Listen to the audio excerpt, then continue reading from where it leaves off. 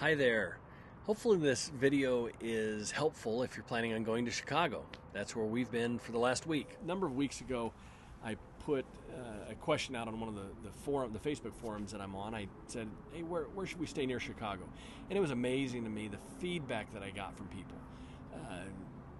Basically, nobody wanted to go to Chicago. They said, what, you have a death wish? You know, there's 22 shootings a day there. Why would you choose to do that? Go anywhere but Chicago. Go to one of the surrounding states. I just think a lot of people have made up in their mind that if you hear some of the bad news in the media, you might have to just cross that spot off of your wish list. And Becky and I really wanted to go to Chicago for a number of reasons.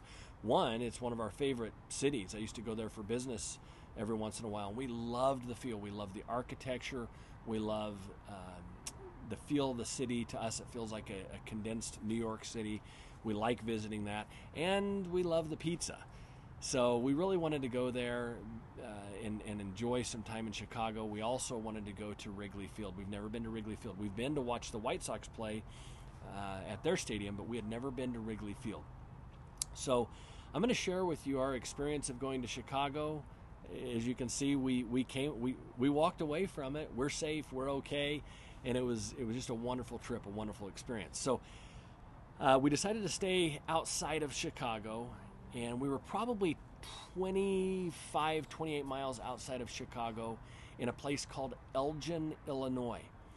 And as you commute into Chicago, just so you're aware, anywhere probably a 10 to 15 mile radius around the center of Chicago, it just gets gridlocked. You're going to be a lot of traffic from that point into the center. Outside from there, it is 75 mile an hour freeway. It is very, very nice and moves real easy. So the majority of our commute was from that 10 to 15 mile radius into Chicago. So it really wasn't that far out of town for us, and we found a great campground. I've told you we like these city and county parks for a number of reasons. They're well kept, they're safe, and they're usually budget friendly, and this one did all of that. It is called Paul Wolf Campground. So I'll have that here on the screen, Paul Wolf Campground. We have enjoyed the first come first serve program because it allows us to not have to have a reservation, and we have the freedom to where we can get there a little earlier maybe than others if we need to. And this experience was wonderful for us. We showed up. There were plenty of spots available at the time that we showed up, which was about 1 in the afternoon, and we got a great spot. I will tell you, they're not real level. They're definitely, flat, but they're not real level. So you're going to have to keep that in mind when you're parking. There's very few of them that you could just pull into and not have to level your rig at all. But it was a great, great campground. It's got a check-in booth up front that is manned.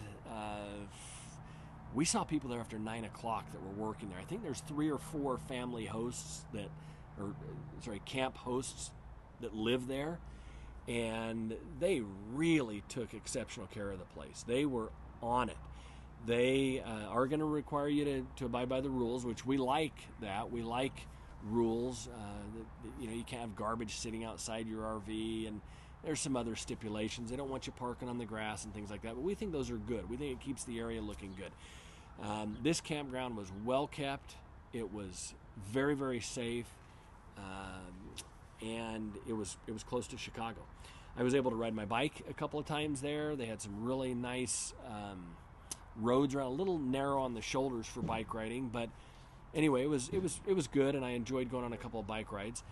And we were able to go in town to Chicago a couple of times, which is what we wanted to do.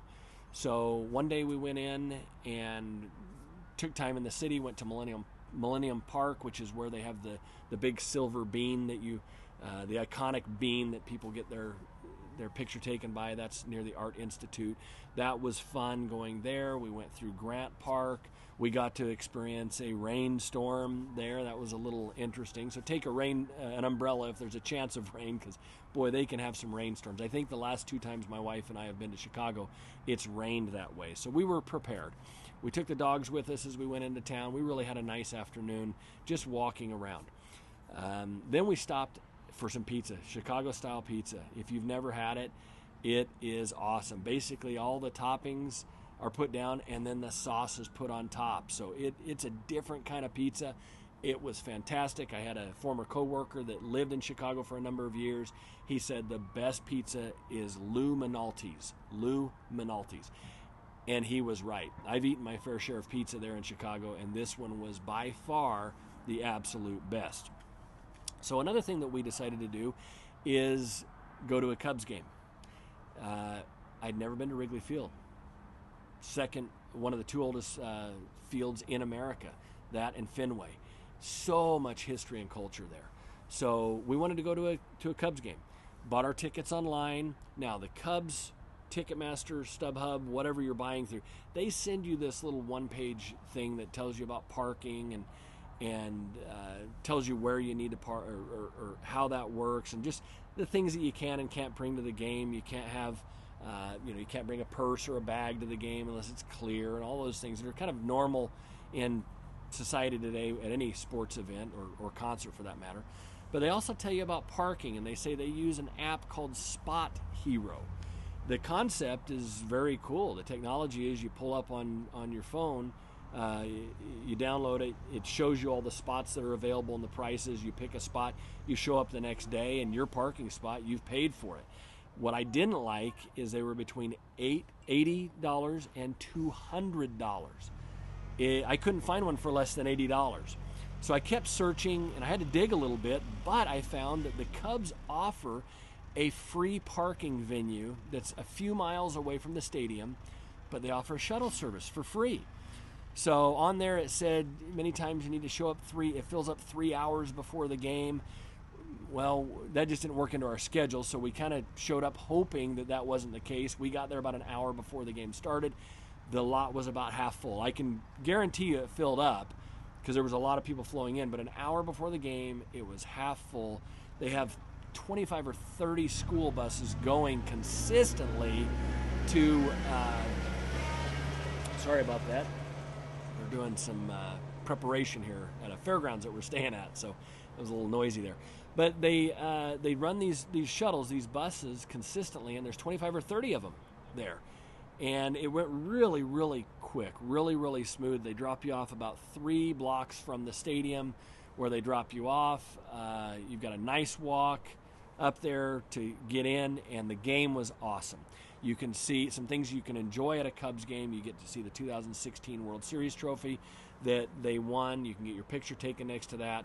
Obviously, the history of that stadium being one of the 2 oldest in the nation, one of the last ones to get lights. It got lights in 1984. They didn't even play night games until the mid-'80s. So it is such a cool stadium. The outfield wall is covered in ivy. That's one of its trademarks. And so we just had a wonderful time there at the Cubs game. Another thing that we did in Chicago, while we were in that area, my wife is a big Michael Jackson fan. And he grew up in Gary, Indiana, which is, just a skip away from Chicago. So we drove over there one day to see his childhood home.